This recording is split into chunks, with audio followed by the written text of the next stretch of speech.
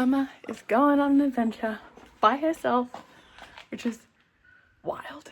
Heads up now, all of this footage will be filmed on my phone, which is very frequently dropped by my child and therefore has scratches in front of where the camera is on my screen protector. So if you get lens flares, whoops, blame Charlie. Now I feel as though this adventure warrants an explanation. How far back do I go? The other day, actually let's go further back. For a while now, I've been wanting to make my own tiered skirt. Sounds like a weird desire? That's where I'm at. My sewing bug has now extended from knickety knacks and quilts to clothing. Specifically clothing that is stretchy and size fluctuation friendly. So I've been wanting a tiered, gathered maxi skirt. And here's the thing, I own one in black. I could buy another one in another colour. But there wasn't any that I've fallen in love with. Plus, I couldn't justify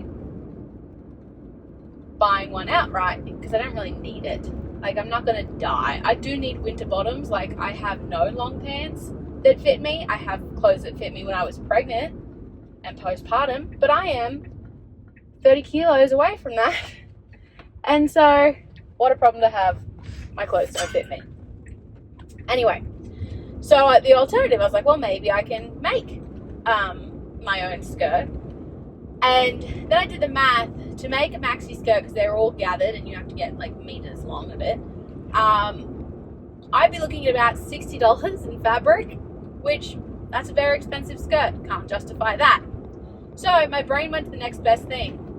Let's see if I can find something in an op shop, like a tablecloth, because I recently made that dress out of a tablecloth. Insert photo here. I don't know if I actually explained that, but I made a dress out of a tablecloth.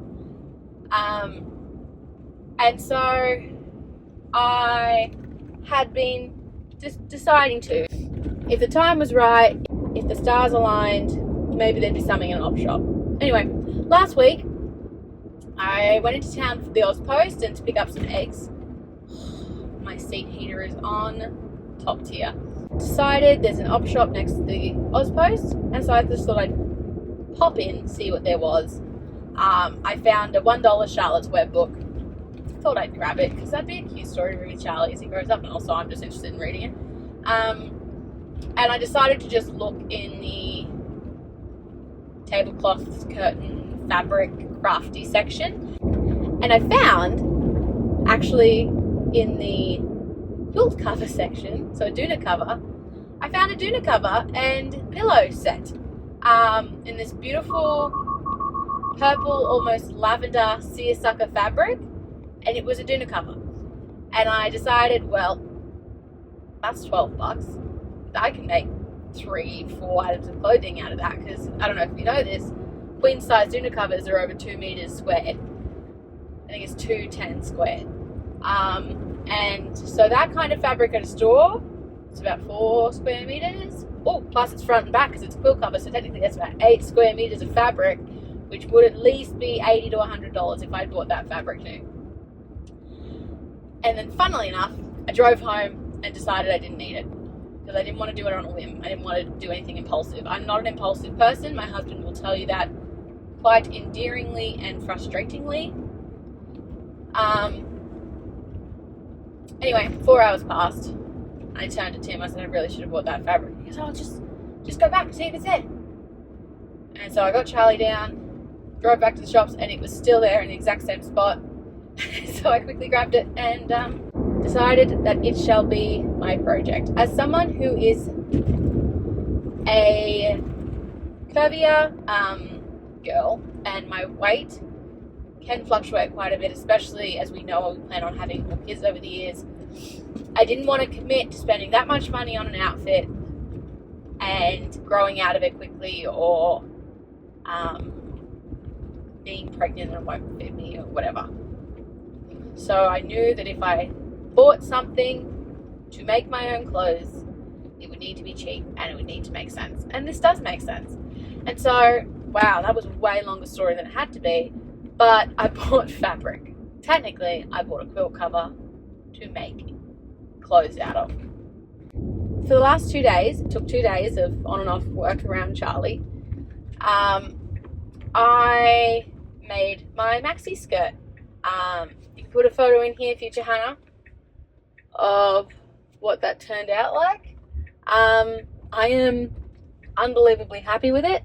It is gathered, so it's flowy and big and loose, and it's not going to make me feel insecure if I'm pregnant or gain weight. It has an elastic waist as well as a drawstring, so I can make it tighter or looser as, you know, my body changes. And I'm unbelievably happy with it, like unbelievably happy with it. And I'm kind of impressed that I made it, honestly. It also has pockets, win for win. That's a win in my books. Anything with pockets is automatically just exceptional. Anyway, very happy with this skirt. And then I planned on as well making a matching shirt.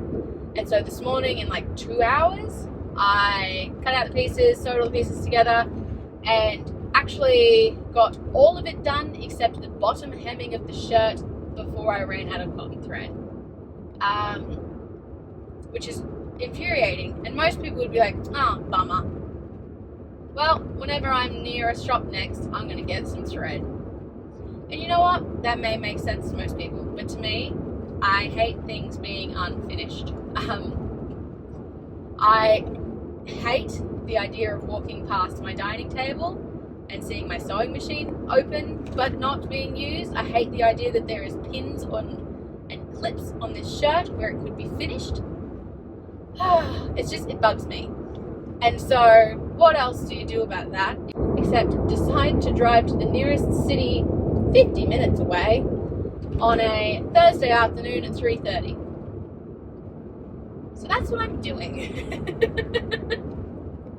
It's going to be about an hour 40 round trip, an hour 30, depending on how nice traffic is to me. Am I delusional? Maybe. Is it a great use of time and resources? I don't know, but I cannot explain how much it's going to sit in my brain and bug me that I haven't got this finished. I also was hoping to wear this outfit. We got a family lunch on Sunday, and I thought that'd be a nice time to wear it, because it's a tank top without sleeves, and we're heading into winter, well, the worst of winter, and I won't want to be sleeveless for a long time. So this is how I rationalized it in my head. This is how I got in the car at this time. I did decide while I'm heading out towards the city, I'm going to hit a Woolworths and do a bit of shopping while I'm there, because stuff is much more expensive at our independent grocery stores than at a Woolworths. And when in Rome, I guess. And I guess you could say I am truly making like a mountain out of this molehill. Didn't have to be a big deal, didn't have to inconvenience my life. And yet, the voices cannot be silenced, and motivation cannot be quieted. I genuinely tried to distract myself, tried to keep busy, tried to not think about it. I actually have made, in the last hour, 2 hours, I made a pear crumble because it sounded delicious, and it was delicious. And I also made chocolate chip cookies which are also delicious.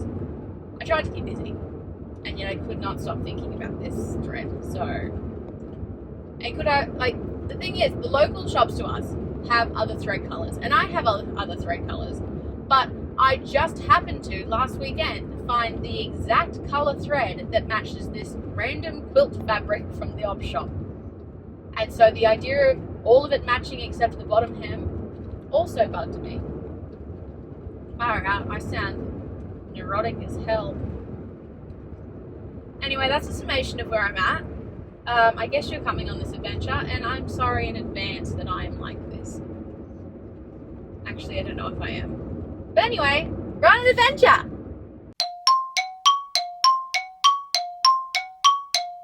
We are here. My home away from home. My beloved spotlight. Alright, that was successful. I may have found stuff that I didn't go in there looking for, but I do need, or, well, look, need is a loose term, but in the pursuit of joy and creativity, I do need.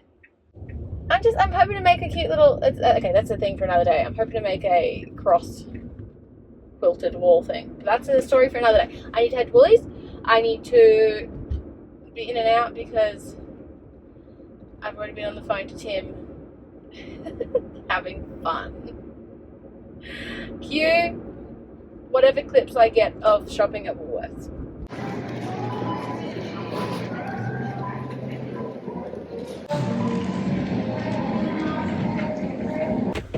Alrighty. That went as well as can be expected. Oh, super fun video. Super fun video for you today. Tim's been sending me videos of Charlie playing. They went for a wander outside. He's so cute, that kid. I love him so much. But I got all the shopping done. Got the groceries. I popped my head into Big W because I always have a bunch of clearance stuff this time of year. And I got him some $2 tracky pants. Absolute bargain. They actually match his little dinosaur jumper he got the other day. Not that that was filmed or included in a vlog anyway. Hold on, my husband's calling. Okay, I'm back. They're having fun apparently. Charlie needs to have his baby monitor moved because apparently Tim was on the toilet and Charlie pulled it off the wall and threw it at him over the baby gate. So that's fun. Oh, that kid, seriously, keeps us on our toes. Anyway, I did spend more money than anticipated, but it's essentials. It's essentials, I swear. It's essentials. And I'm excited to get home and to finish my shirt once Charlie goes to sleep. And then hopefully I can include a clip of a finished outfit being hella cute. That's the goal. Anyway, on that note, I should drive home and focus on the road and spend the night with my boys, who are definitely not panicking with me gone. Alrighty, I will see you all tomorrow. Hello, it is 8:15 at night. I have officially finished sewing the top. Sneak peek. I'm going to get Tim, I'm going to force Tim to film me tomorrow in good lighting to show the full outfit. But for now, good night, and I hope you had a good Thursday, because it's Thursday today. Okay. Tim turned my light off. Do a twirl. Okay, wait. Luna, you gonna twirl with me? You're so cute. I'm so happy, like it feels...